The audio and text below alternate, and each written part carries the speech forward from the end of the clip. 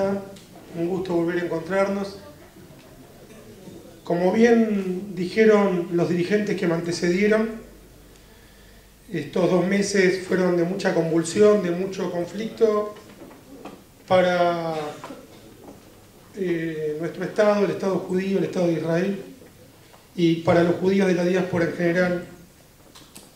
No voy a hacer un desarrollo riguroso de los motivos, desenlace y desarrollo del conflicto, sino una perspectiva, una invitación a mirarlo de un modo particular en medio de tantas miradas hostiles, las miradas mayoritarias de los medios de comunicación, de sus colegas en las universidades, de los profesores en las universidades, son mayoritariamente hostiles contra la defensa de Israel. Alguna vez Jean-Paul Sartre, refiriéndose a los judíos, dijo: se compadecen de ellos cuando los matan, pero los atacan cuando quieren defenderse.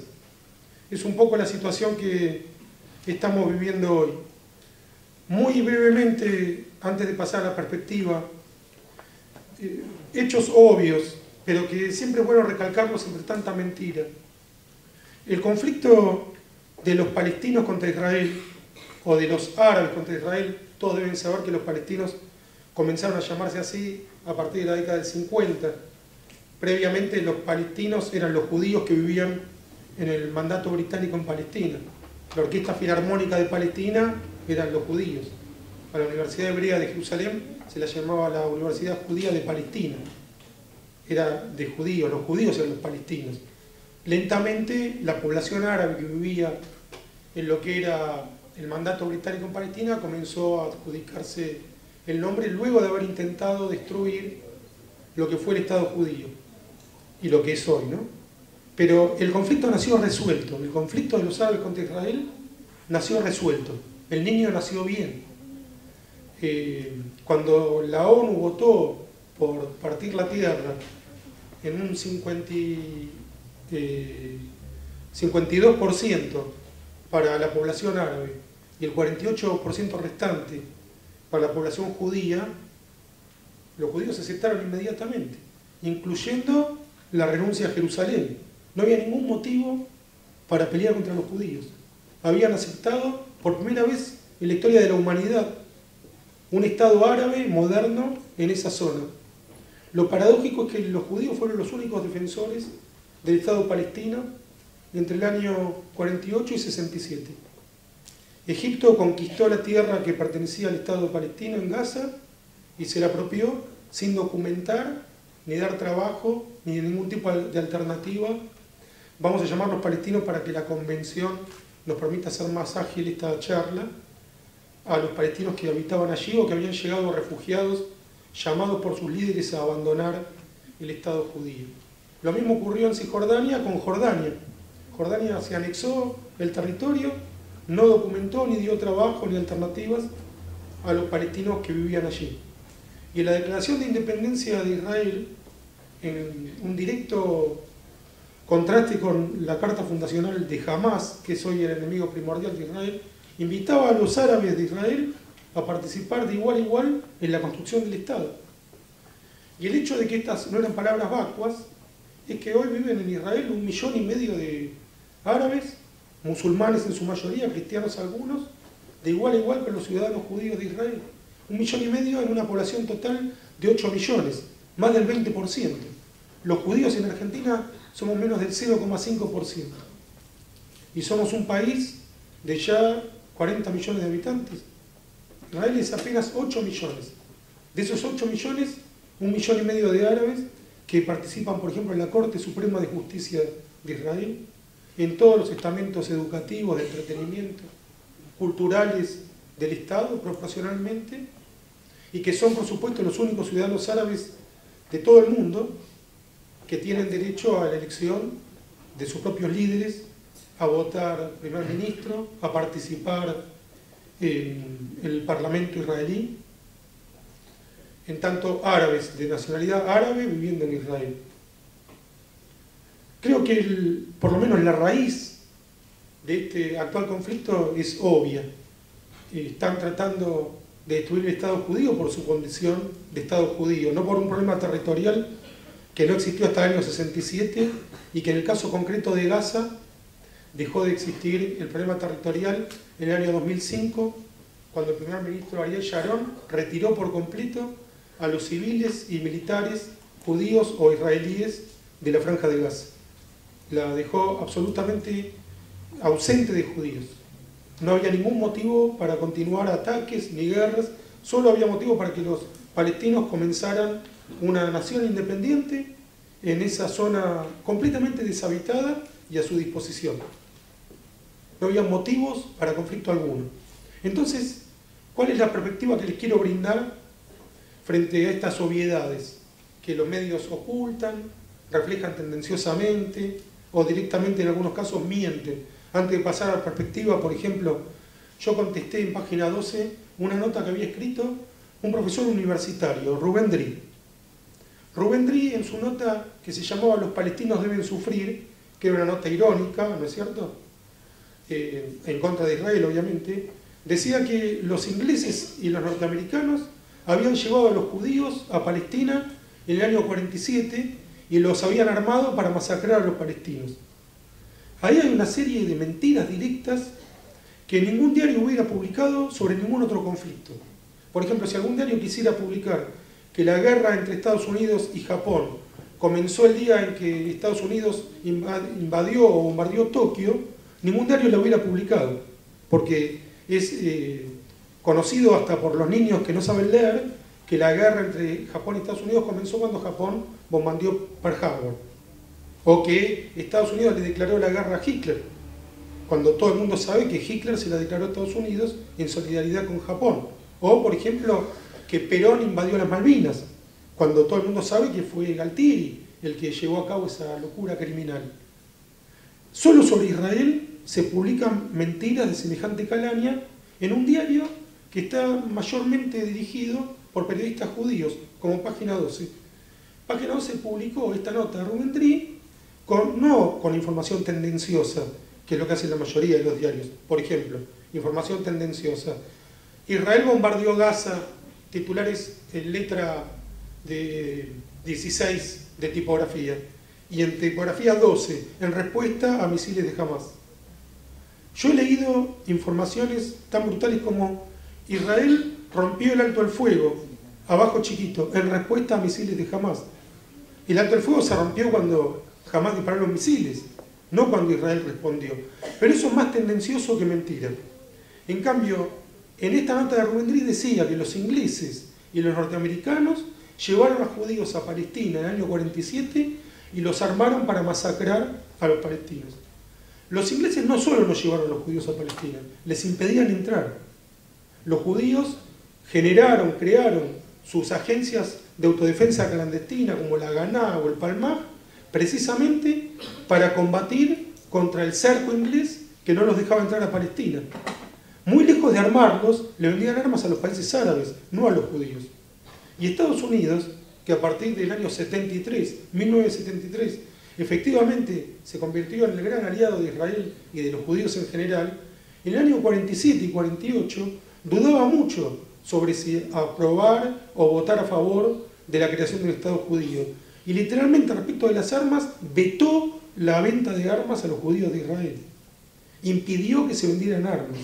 Ni Estados Unidos ni sus aliados les vendían armas a los judíos de Israel en los años 47 y 48. Las armas, esotéricamente, extraordinariamente, fuera de toda lógica, llegaron por la vía de la Unión Soviética. El criminal y antisemita Stalin fue el que permitió que se le vendieran armas, las armas con las que los judíos de Israel salvaron su vida en la guerra de independencia a costa de la muerte del 1% de la población judía. Eran 600.000 y murieron 6.000 por solo haber declarado la creación de su Estado. Porque la creación del Estado de Israel no fue un ataque, ni una expulsión, ni un bombardeo. Fue la lectura de 3 páginas en las que se invitaba a los árabes de Palestina a participar de igual a igual en la creación del Estado, donde se recordaba el attachment de los judíos con su tierra histórica, y para mí el sector más importante de esa declaración, se recordaba que durante la Segunda Guerra Mundial el colectivo judío de Palestina había colaborado en el esfuerzo aliado contra la bestia nazi. Y eso para mí es el dato político definitorio que confirma y legitima la creación de un Estado judío en la tierra de Israel. El colectivo palestino, llamémoslo convencionalmente así, esto no es una interpretación, no es una intuición. El mufti de Jerusalén, al-Husseini, el líder de los palestinos y luego líder del Alto Comité Árabe en la Guerra de Independencia, era nazi. Pero no como puede ser Biondini en la Argentina. Estaba en Berlín con Hitler, hablando con los jerarcas nazis para llevar la Shoah a Palestina. Y los árabes que seguían al mufti de Jerusalén, esto no es una cuestión racial, ni genética, ni cultural. Es un hecho histórico indiscutible. La mayoría de los árabes que seguían al mufti de Jerusalén colaboraban con el esfuerzo nazi antes o después de la derrota nazi para exterminar a los judíos en cualquier parte del mundo. No era un problema territorial. Era el mismo emprendimiento que habían iniciado los nazis y en el que fueron muy exitosos entre los años 40 y el fin de la guerra en el año 45. Ahora bien, tuve que hacer un poco más largo el marco teórico, histórico de lo que esperaba, pero voy a la perspectiva. Ustedes van a escuchar en estos días, leyendo incluso analistas verídicos, formados e informados, que las posiciones políticas en Medio Oriente se van moviendo como grandes glaciares. Por ejemplo, recientemente el líder de Hezbollah, Partido de Dios, una organización fundamentalista hermana de Hamás, dijo que tiene preocupación, está preocupado por el avance del ISIS en Irak y Siria. El ISIS es el grupo que habrán leído porque milagrosamente los diarios lo mencionaron, que ya han matado más de 200.000 cristianos, expulsado otros tantos y convertido a los que quedaron sin matar ni expulsar, que le cortan las manos a los ladrones sin juicio previo, por supuesto, que mutilan a las mujeres, que han eliminado por completo la idea de trabajo propio, se apropian de cualquier cosa. Hasta Hezbollah, Nasrallah, el líder de Hezbollah, está preocupado por una bestia peor que él. Jamás empezó a tomar distancia de Irán y se acercó mucho más a Turquía, que en algún momento era el único oasis laico en Medio Oriente y ahora se acerca cada vez más al fundamentalismo islámico. Qatar, que en algún momento fue un aliado directo de Estados Unidos, ahora parece que es el backup de Hamás. Irán está preocupado por el ISIS en Irak y Siria y no está tan cerca de Hamás. Es una conmoción ideológica que nos puede desconcertar. Frente a este tumulto, a este caos, yo les voy a proponer una enseñanza de Asterix. ¿Alguno de ustedes leyó Asterix? Ninguno. Bueno, es una gran falencia esa. Yo creo que en todos los secundarios deberían entregar Asterix a sus alumnos. Asterix es el guerrero galo que vive en una pequeña aldea en la época en que los romanos conquistaron toda la Galia, que era la antigua Francia. Y toda la Galia está ocupada por los romanos. ¿Toda? Dice el comienzo de la historieta, no. Una pequeña aldea resiste, que es la aldea de Asterix. Y que es exactamente la posición de Israel en el mundo de hoy. Todo el Medio Oriente está ocupado por dictaduras, monarquías y el fundamentalismo islámico. Literalmente. O es una dictadura militar como la de Egipto, o una dictadura militar masacradora como la de Siria, que en un año mató 200.000 personas. No murieron ni 80.000 en los 66 años de guerra de los árabes contra Israel. En un año en Siria, en un año, ya mataron 200.000. Sudán, la verdad que sería un festival de sangre mencionar cómo se matan en cada uno de esos países, en donde Medio Oriente está sumergido en la opresión de la mujer, la completa extirpación de la libertad de expresión y las masacres continuadas.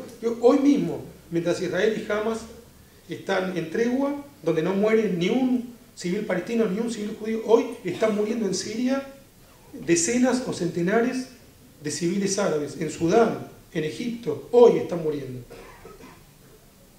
Frente a ese caos sanguinario, Israel es la aldea gala, el único país de Medio Oriente y quizás es la esperanza de la democracia en el mundo, donde persiste la libertad de expresión, donde aun cuando no le conviene al Estado, se dice con nombre y apellido quiénes murieron y por qué, ya sean propios o del bando que prefiere exterminar a judíos en vez de vivir.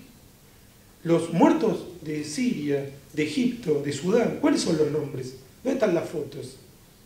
¿Cuál es la cantidad? Ahora Estados Unidos bombardeó Irak y Siria. ¿Cuántos murieron? ¿Cuántos de esos eran civiles? ¿Cuántos eran niños? Los diarios solamente festejaron que Estados Unidos bombardeó. Y lo cierto es que no le quedó alternativa, porque ya se proponen llegar a Italia y matar al Papa. Y no es un mensaje de lavado de cerebro judío esto. Lo dicen La Nación, Clarín, Página 12 lo dice menos, pero también lo dice. Lo dicen los diarios del mundo. Se proponen dominar el mundo. Ya dominan extensas zonas de Irak y Siria. Entonces Estados Unidos, en defensa de la democracia, bombardea a estos terroristas.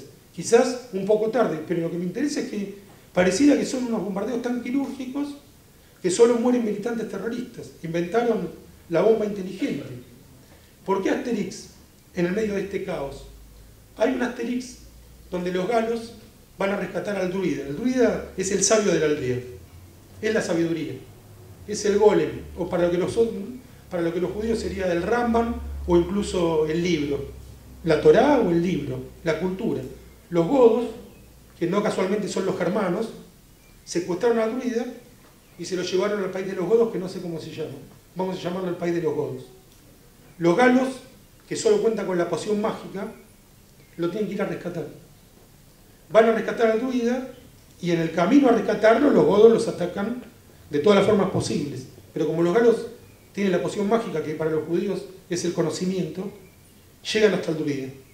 Cuando lo rescatan, los godos se empiezan a pelear entre ellos, que era algo de la historia real. Yo estudié en esta institución, en esta misma sede, en mi tercer año de escuela secundaria, que fue el último en esta institución, historia con Asterix. Y nunca aprendí tanto como esa clase. Ojalá ustedes aprendan un pequeño porcentaje de lo que yo aprendí ese día. Cuando están volviendo con el druida, les digo, los godos se empiezan a matar entre ellos y no tocan a los galos. Los galos pueden volver con la sabiduría a su país, a su pequeña aldea gala, donde no pretenden dominar ni conquistar a nadie, solo permanecer independientes y viviendo en libertad. Y mientras los godos se matan alrededor, Obelix y Asterix, que son los dos héroes, miran muy desconcertados, prácticamente se van a quedar paralizados frente a lo que pasa a su alrededor. Y el druida les dice, no traten de entender. No traten de entender. Porque la mayor parte de nuestro tiempo tenemos que ser abiertos, adquirir conocimiento, informarnos. Pero hay un punto en que nos tenemos que cerrar, lo que siempre se dice como algo negativo, alrededor de nuestros valores y no estar completamente atentos ni tratando de dilucidar cada minucia que pasa a nuestro alrededor. Si Hezbolá ahora va a ser amigo de Estados Unidos, o si Irán va a combatir junto a Estados Unidos contra el ISIS, o si Siria, que lo querían voltear hace 5 minutos, ahora lo quieren proteger a Bashir al-Assad. No podemos entenderlo todo. Nosotros podemos entender con claridad una circunstancia que no ha variado desde el año 48 hasta hoy. Israel es un país democrático, la mayoría del país decide quién es su primer ministro, conserva los valores judíos básicos que devienen de los 10 mandamientos, es sagrado en el país no matar, no robar y no mentir, hay libertad de culto, hay igualdad entre el hombre y la mujer y hay libertad de expresión. Es un milagro en el Medio Oriente y por su pequeñez y por los conflictos que tuvo que abordar desde sus comienzos, es un milagro en el mundo. Yo no convoco a nadie a creer en ninguna inteligencia superior, pero sí a mirar con desconcierto, con perplejidad, cuando hay cosas bonitas que no podemos explicar. La mayoría de las cosas que no podemos explicar son horribles. Pero cuando hay algo bonito que no podemos explicar, también lo podemos aceptar con regocijo. Y cuando le digo no traten de entender, no vamos a poder dilucidar 100% ni el conflicto que rodea a Israel, ni el conflicto que se le impone a Israel. Pero podemos estar seguros de que aquellos que defendemos Israel estamos defendiendo una democracia, estamos defendiendo un país libre, estamos defendiendo un país que prefiere demorar sus éxitos con tal de lograrlos a partir de la ética y de la convivencia. Por eso, por ejemplo, cuando el otro día yo tuve un debate con jóvenes y me decían, pero ¿y por qué fueron los judíos a vivir allá?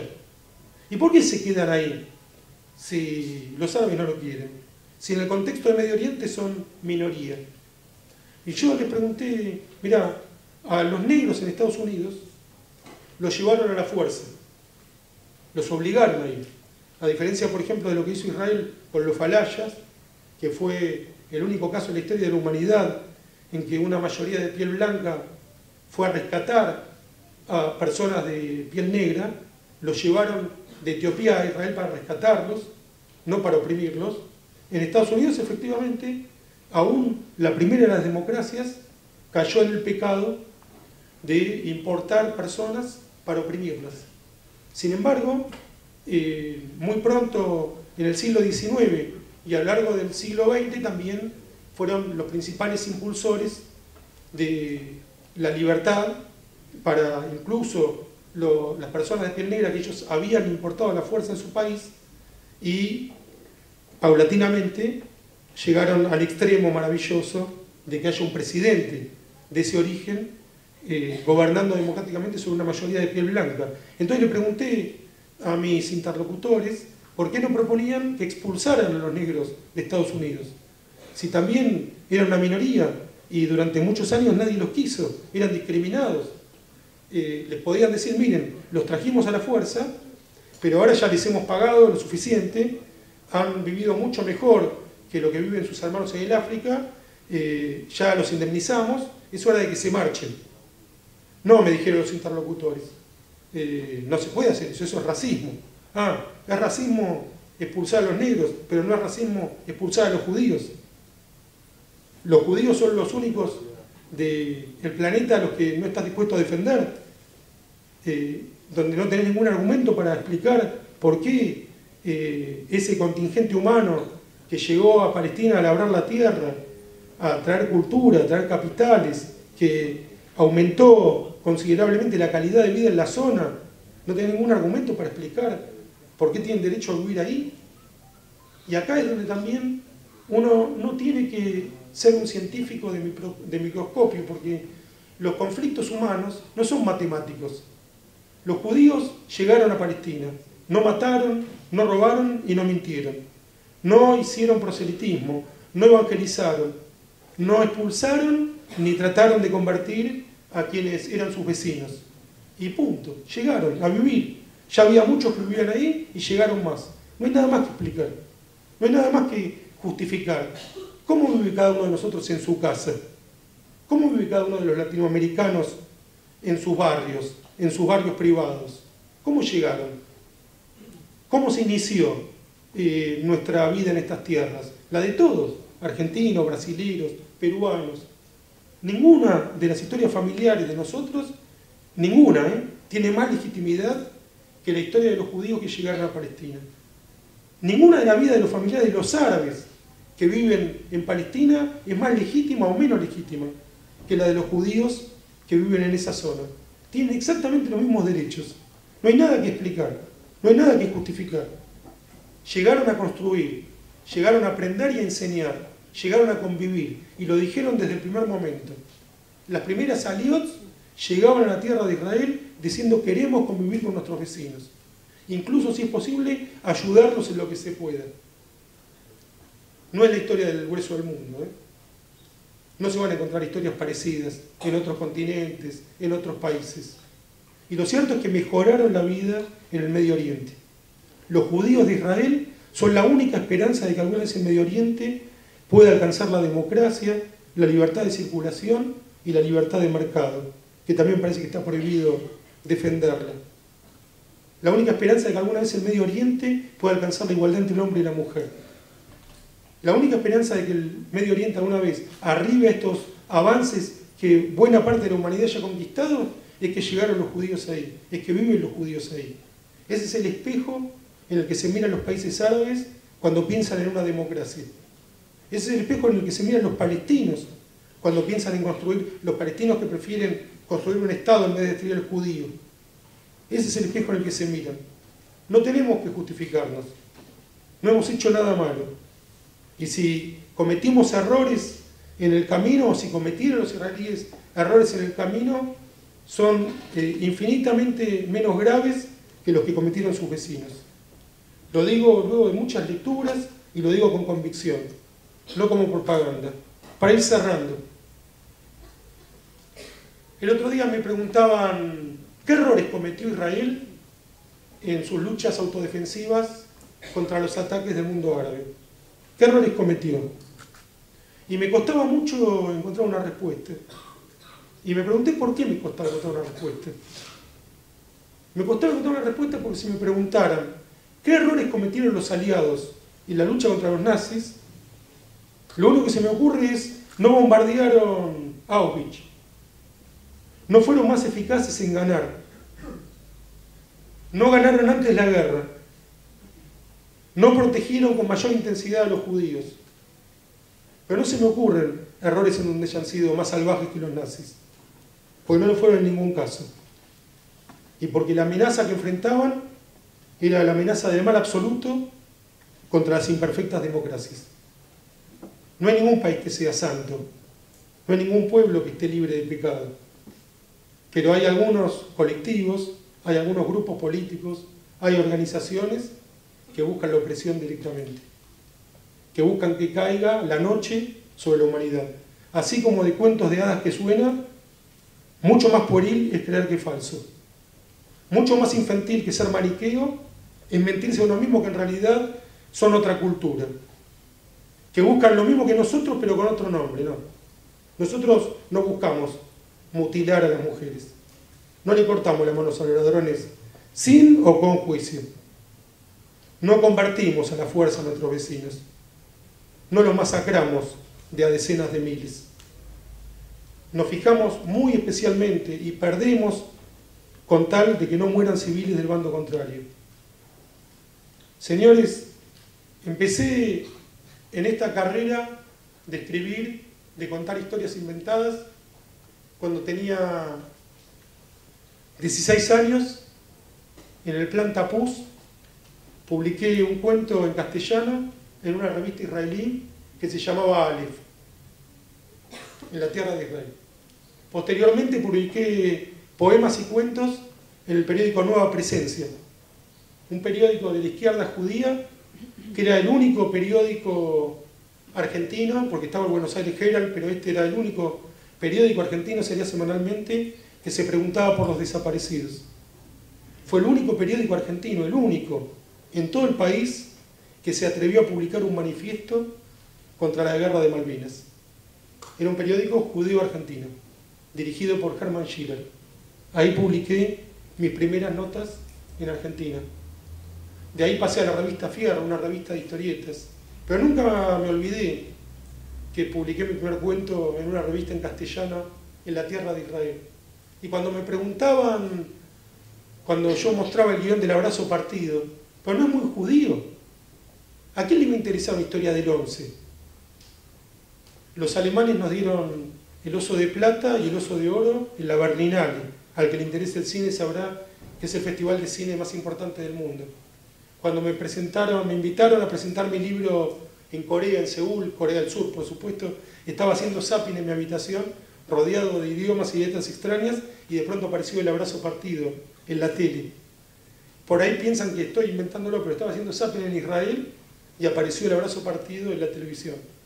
Esa historia que aparentemente no le interesaba a nadie porque era de judíos del 11, finalmente en lo concreto le interesó a todo el mundo. A Kurosawa, el gran director de cine japonés, nadie le pregunta, ¿pero no sos muy japonés? A Coppola, el extraordinario director del Padrino, pero vos sos muy italiano, che, ¿a quién le va a interesar la historia de un italiano que vive en Nueva York? Ustedes son muy italianos. A Spike Lee, el gran director de Piel Negra. Che, todo de negro se hace vos. Los únicos que nos preguntamos si no somos muy judíos somos los judíos. Todos son muy de cada casa. Pero los únicos que no nos animamos a decir con claridad, sí, esta es mi historia. Y estoy muy orgulloso de mi historia. Es una historia encantadora. La historia de los judíos que escaparon de Egipto. No hay novelista que haya escrito una odisea semejante. Herzl, en 1897, dijo, dentro de 50 años va a existir un Estado judío. Y a los 50 años apareció el Estado judío. Es un profeta. Otra que Nostradamus. Yo no sé cuáles son las profecías de Nostradamus, ni cuál se cumplió, ni no. Pero nunca había algo tan matemáticamente exacto como lo de Herzl. Escribió en 1897. Sin saber nada, sin poder predecirlo. En 50 años va a un Estado judío. Y a los 50 años apareció. Exactos, 50 años. Y te vas a encontrar con la mayoría de los judíos que tienen voz pública en los medios de comunicación, cuestionando, diciendo, bueno, pero habrá estado bien esto. Es un milagro, es un encanto, es cool, es atractivo, y solo tenemos que estar preparados para disfrutarlo. Estos momentos parecen tumultuosos, llenos de incertidumbre, de muerte, de violencia, pero les voy a decir un secreto. Lamentablemente me están filmando, ya no se puede decir nada en secreto. Nunca hemos estado mejor. Pregunten a sus abuelos, los que tengan vivos bisabuelos, pregunten a sus padres lo que recuerdan de sus abuelos. Nunca hemos estado mejor. Me olvidé lo que iba a decir para cerrar, pero me parece que esto es un buen cierre. Muchas gracias.